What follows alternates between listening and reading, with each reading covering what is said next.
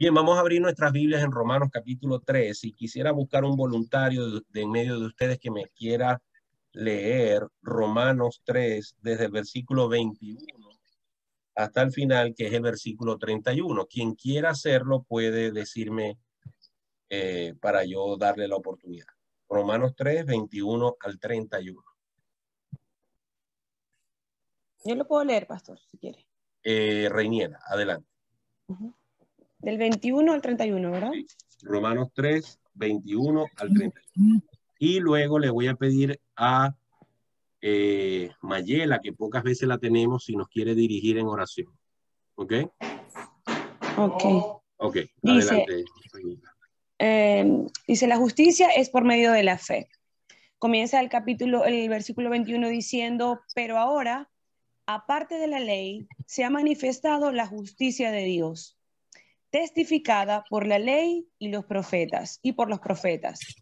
La justicia de Dios por medio de la fe en Jesucristo para todos los que creen en Él, porque no hay diferencia, por cuanto todos pecaron y están destituidos de la gloria de Dios, siendo justificados gratuitamente por su gracia. Voy a aprender las de que... Adelante. Mediante la redención que es en Cristo Jesús, a quien Dios puso como propiciación por medio de la fe en su sangre, para manifestar su justicia, a causa de haber pasado por alto en su paciencia los pecados pasados, con la mira de manifestar en este tiempo su justicia, a fin de que Él sea el justo y él que justifica al que es de la fe de Jesús. ¿Dónde pues está la jactancia? Queda excluida. ¿Por cuál la ley? ¿Por cuál la obra? No, sino por la ley de la fe. Concluimos, pues, que el hombre es justificado por fe, sin las obras de la ley. ¿Es Dios solamente Dios de los judíos? ¿No es también Dios de los gentiles?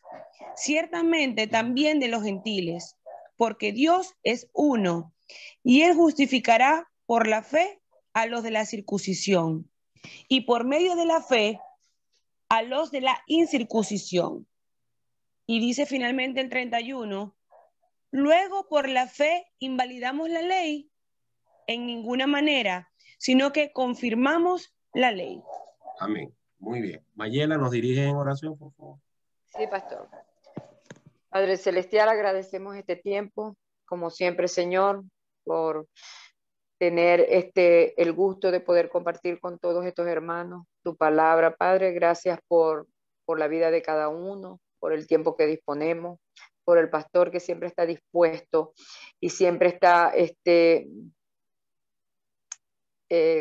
no sé cómo decir, siempre está feliz, sería la palabra, Señor, por enseñarnos cada día más y darnos todo lo que tú quieres para que nosotros como tus hijos, como tus discípulos, aprendamos cada día, Señor. Padre, nosotros sabemos que estos tiempos han sido muy difíciles, Señor, bastante difíciles. Sabemos que esto no viene de ti, Señor, que esto viene de la humanidad, Padre. Lo del COVID, lo del problema Venezuela, los venezolanos, todo lo que estamos pasando, Señor. Síguenos guardando, cuidando, Señor, en tu tiempo, y que tu gracia siempre nos arrope y nos alcance, Padre Celestial. Gracias, repito, gracias, Señor, por este tiempo, por todo, por estar aquí, por siempre aprender un poquito más de ti para poder ganar más almas, Señor. Todo esto te lo pedimos en el nombre de tu Hijo amado, Padre. Amén y amén. Amén. Gracias, Mayela. Dios te bendiga. Amén. Bien, hermano,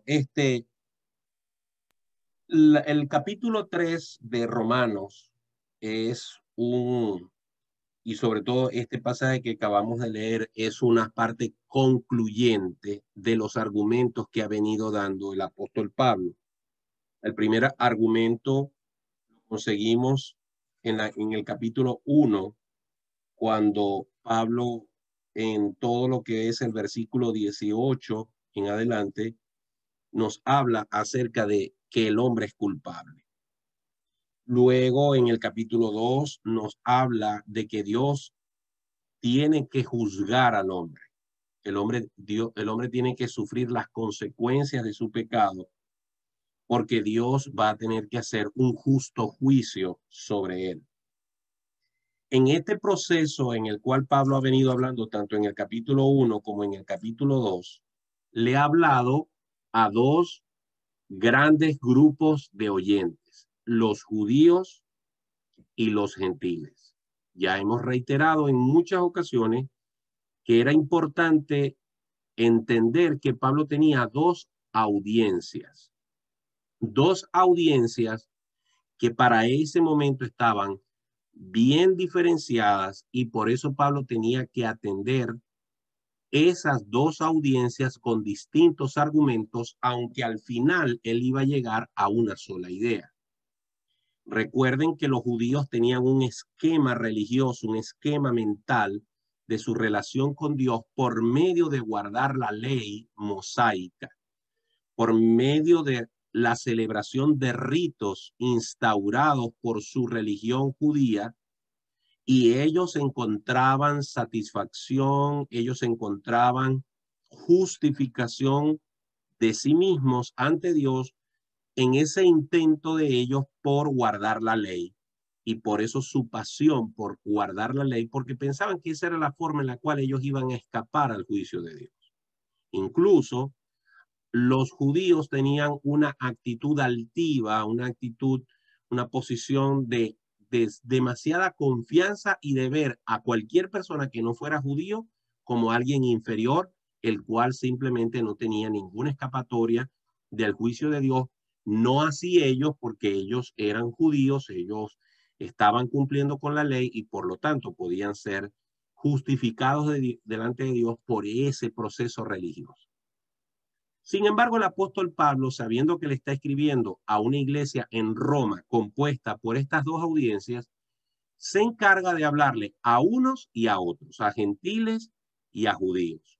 Y lo vemos en varios versículos que ya hemos repasado y que bastaría que revisemos los videos anteriores para no tener yo que repetir lo que ya he dicho en esas otras ocasiones. Pero hago esta acotación porque el apóstol Pablo, aún en este pasaje, sigue haciendo énfasis y le sigue hablando a esas dos audiencias. Por ejemplo, cuando en el versículo 23 el apóstol Pablo dice, por cuanto todos pecaron y están destituidos de la gloria de Dios, el apóstol Pablo está siendo enfático al decir que no hay excepción, al decir que no hay nadie que pueda escapar de esta condición de pecador. Por otra parte, cuando nosotros avanzamos un poco y nos vamos al versículo 29, el apóstol Pablo, estoy haciendo énfasis en el hecho de que Pablo le estaba hablando a dos audiencias, que lo ha venido haciendo tanto en el capítulo 1, el capítulo 2 y en este capítulo 3. En el verso 29, el apóstol Pablo dice, ¿es Dios solamente Dios de los judíos? ¿No es también Dios de los gentiles? Ciertamente también de los gentiles. ¿Por qué Pablo hace esta pregunta retórica? Y cuando decimos retórica es porque Pablo conocía la respuesta, solo que como ya les he explicado en otras clases, Pablo tenía que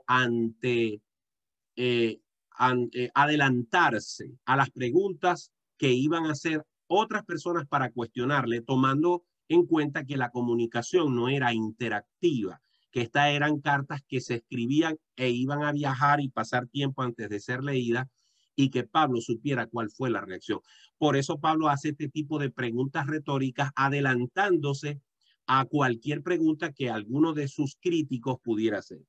Entonces, en el versículo 29, él dice, en forma retórica, ¿es Dios solamente Dios de los judíos? ¿Por qué él hace esa pregunta?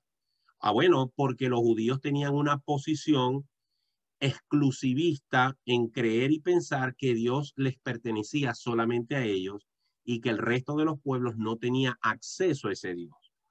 todavía ese pensamiento privaba dentro de los judíos que se habían convertido al cristianismo, había como una especie de sensación de que los judíos cristianos tenían mayores privilegios que los gentiles cristianos. Así que Pablo lo único que está haciendo es emparejando las cosas. Yo no sé si ustedes alguna vez cuando han lavado los tenis o las gomas o los zapatos deportivos que usan cordones, cuando ustedes le empiezan a meter los cordones, a veces les queda una trenza más larga que la otra. Entonces tienen que empezar a acomodar abajo para que al finalmente las dos trenzas les queden igual, porque si no les va a quedar una más larga que la otra. Bueno, Pablo lo que está tratando es de decirle a los oyentes de Roma, que eran judíos, que eran gentiles, miren, por favor, quítense la idea de la cabeza que por ser judíos tú tienes unos privilegios distintos al que es gentil. Y el que es gentil deje de pensar o deje de sentirse abrumado porque algún judío le diga que él tiene más derechos que el gentil porque simplemente está circuncidado, porque guarda la ley. Todos son pecadores, todos están destituidos de la gloria de Dios y el Dios de los cielos es de los judíos, pero también es de los gentiles en los mismos términos. Eso es importante entenderlo. ¿Por qué? Porque al momento que Dios vaya a aplicar la justicia de lo cual se trata este pasaje, cuando Dios vaya a aplicar la justicia de Cristo al creyente, no va a tener privilegios el judío antes que el gentil, ni el gentil antes que el judío, sino que lo que hizo Cristo en la cruz del Calvario tiene validez para cualquier persona en cualquier parte del mundo, independientemente de su origen étnico o religioso o cultural. Lo que Cristo hizo en la cruz del Calvario aplica para todo ser humano que lo acepte y lo reciba. Esa es la justicia de Dios y ese es el proceso en el cual Dios justifica al hombre. Pero volvamos otra vez al versículo 21, ¿verdad? Donde dice, pero ahora. ¿Por qué el apóstol Pablo dice, pero ahora? Porque esto es un conectivo con lo que había venido hablando en los versículos anteriores. Les voy a pedir que repasemos leyendo el versículo 19 y el versículo 20. Dice, pero sabemos que todo lo que la ley dice, lo dice a los que están bajo la ley, para que toda boca se cierre y todo el mundo quede bajo el juicio de Dios. Ya que por las obras de la ley, ningún ser humano será justificado delante de él, porque por medio de la ley es el conocimiento del pecado. Yo dije en la clase pasada, no sé si recuerdan ese ejemplo, que la ley es el termómetro que le dice al hombre cuán infectado está. Cuando hay infección en un ser humano, hay fiebre. La fiebre es una forma en la cual el cuerpo responde a una infección. Y se sabe que alguien tiene alguna infección porque tiene fogaje, tiene fiebre. Y mientras más persistente y alta sea la fiebre, posiblemente la infección es mucho mayor. En ese sentido, la ley no es una medicina. La ley no puede resolver la infección. La ley no puede resolver la respuesta de la infección, que es la fiebre. La ley lo que hace es decir, no tienes fiebre, por lo tanto, no tienes una temperatura normal y hay algo malo en tu vida. De tal manera que cuando las personas confunden al termómetro con un antibiótico, es lo mismo cuando las personas confunden la ley con la forma de ser salvo. La ley lo que te dice, eres un pecador. La ley lo que te dice, este es el estándar de Dios y tú no lo puedes cumplir. La ley lo que te dice, esto es lo que Dios quiere de ti, pero tú no has logrado alcanzar ni vas a poder alcanzar ese nivel que Dios quiere de justicia. La ley está para que te puedas mirar en ese espejo y darte cuenta cuán pecador eres. Por eso es que dice el versículo 20, al final, porque por medio de la ley es el conocimiento del pecado. No es que la ley te lleva a pecar, no. Por la ley te das cuenta que es pecado, que está mal, que es algo que ofende a Dios, porque la ley se encarga de mostrarte lo que Dios no quiere que hagas o demostrarte lo que Dios quiere que hagas. Por lo tanto, mucha gente confía en su religión. Mucha gente confía en la ley. Y ya no estoy hablando de los judíos.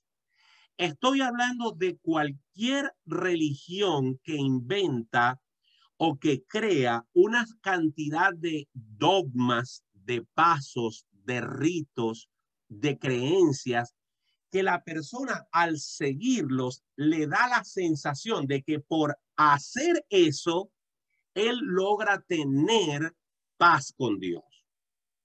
Por lo tanto, los judíos tenían esa confianza puesta en la ley, en la circuncisión, en guardar el sábado y en otra cantidad de ritos.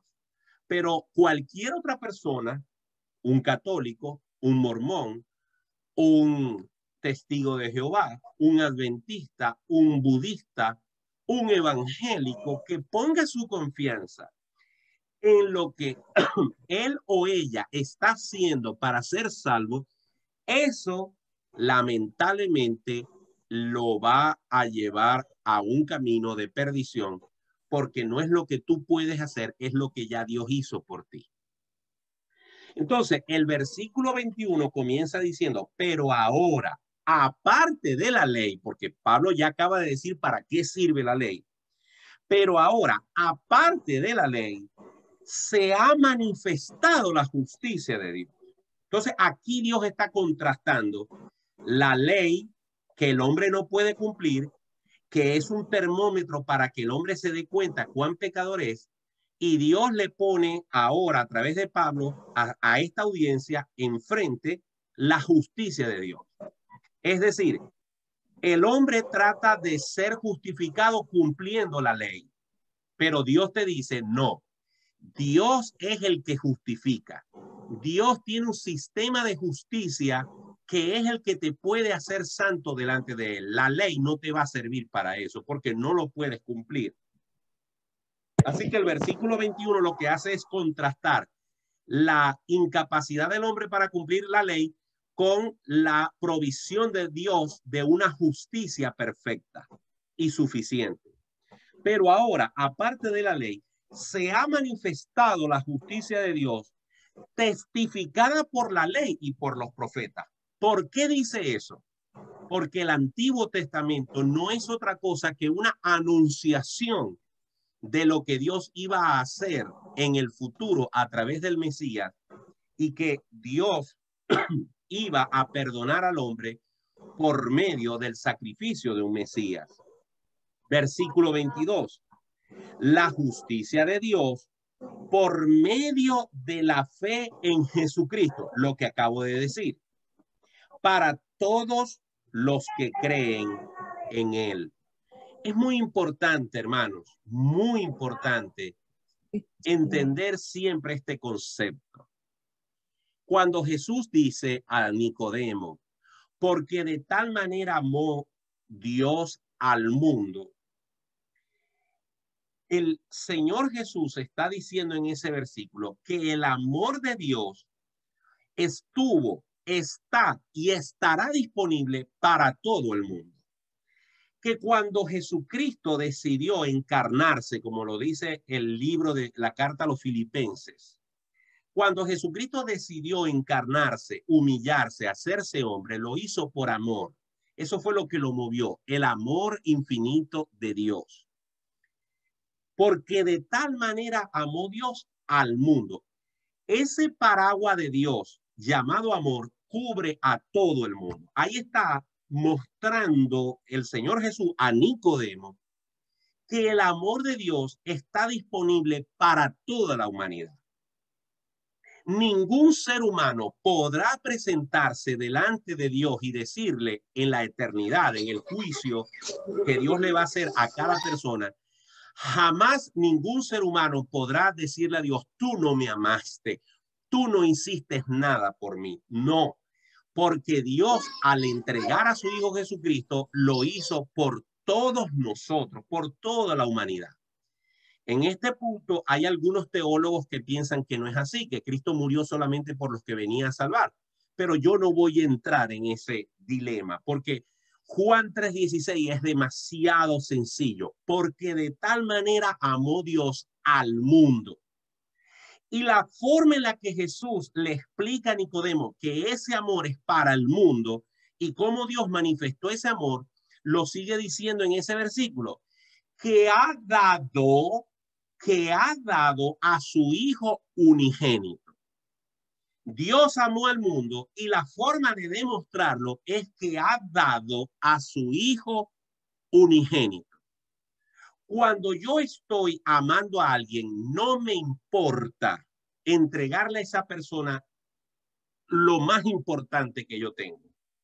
En este caso, Dios nos entregó nada más y nada menos que a su propio Hijo Jesucristo, porque de tal manera amó Dios al mundo que ha dado a su Hijo unigénito. Pero en ese punto del versículo, Juan 3:16, viene de lo general a lo específico. Inmediatamente Juan 3:16 dice, va de lo general a lo específico cuando dice, para que todo aquel que en él cree o crea, no se pierda. Fíjense cómo del mundo va a lo individual. Fíjense cómo el amor de Dios manifestado en la entrega de Jesús va de lo universal, de lo mundial, de lo totalmente amplio para toda la humanidad, va a lo individual, dice, para que todo aquel que en él cree no se pierda, mas tenga vida eterna. ¿Por qué hice alusión a Juan 3:16 y por qué lo explico en esta ocasión? Porque aquí en el versículo 22 nos está hablando de la justicia de Dios, pero inmediatamente que se nos habla de la justicia de Dios, agrega para todos los que creen en él. Entonces, fíjense, el Señor Jesucristo en Juan 3:16 va de lo general a lo particular, porque de tal manera amó Dios al mundo para que todo aquel que crea en él, ¿verdad? Aquí en el versículo 22 dice, la justicia de Dios es por medio de la fe en Jesucristo. Pero ¿para quiénes? Para todos los que creen en él. Uno de los grandes problemas, y voy a ser muy específico, de la religión católica, es pensar y creer que cuando Cristo murió en la cruz del Calvario, lo hizo automáticamente por todas las personas. Y en ese sentido, Jesús murió y lo que él hizo en la cruz abarca la humanidad, pero solo se hace efectivo en la persona que lo acepta y cree en él. Me explico. Pfizer, Moderna, Johnson & Johnson y otras empresas han creado una vacuna contra el coronavirus.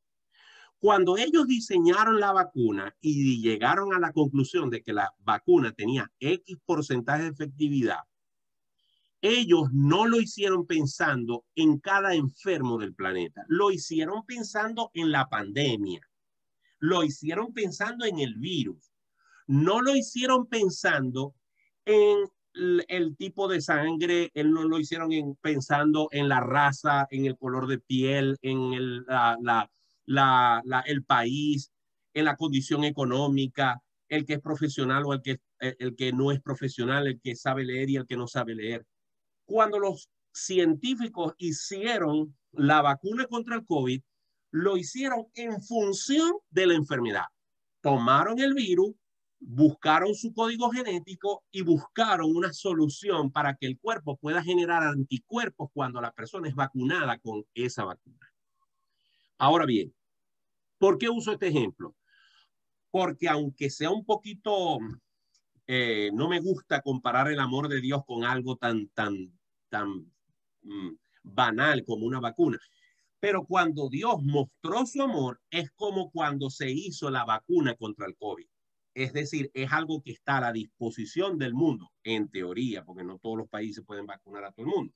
Pero se hizo para que todo aquel que se la pueda o se la quiera poner, quede protegido, en teoría, contra esa enfermedad. Es decir, Dios murió Dios envió a su Hijo Jesucristo para que su Hijo muriera en la cruz del Calvario por nosotros. Pero eso que él hizo en la cruz jamás será aplicable a un individuo, mujer